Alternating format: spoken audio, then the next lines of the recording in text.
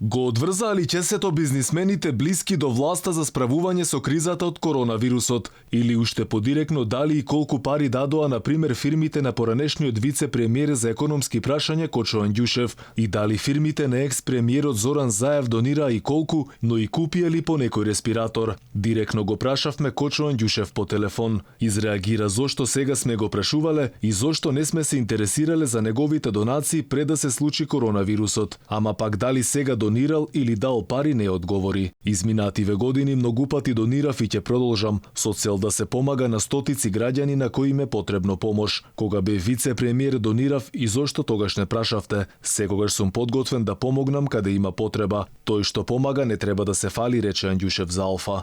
А колку пари дале фирмите на семејството Заеви од партијата на власт до почетокот на овие вести молк? Кои други бизнисмени донирале, освен оние што отстапија хотели за државен карантин, оние кои само иницијативно помагаат со изработка на маски, но и оние кои помагаат со заштитни материјали и дезинфициенси, но за другите не слушнавме. Зошто сметката, на пример, за донациите не е транспарентна, за да може јавноста да знае кои компании за чии успеси секојдневно слушаме, ја помагале државната каса и зошто другите не. Во меѓувреме никој од надлежните не објаснува зошто прво не се удри по платите на високите функционери во државните институции, туку веднаш се предложи да се исечат платите на целата администрација до минимум. Колку за споредба во Албанија платите на сите функционери ќе бидат преполовени, тоа го соопшти премиерот Еди Рама. Председателот Илир Мета самоволно се откажа од половина од платата. За помош на стопанството и српскиот председател најави сет економски мерки, но во ниту една нема кратење на платите. Бугарскиот премиер Бојко Борисов пак на средбата со бизнисмените им рече дека кризата можеле лесно да ја поминат и да обезбедат пари за работниците,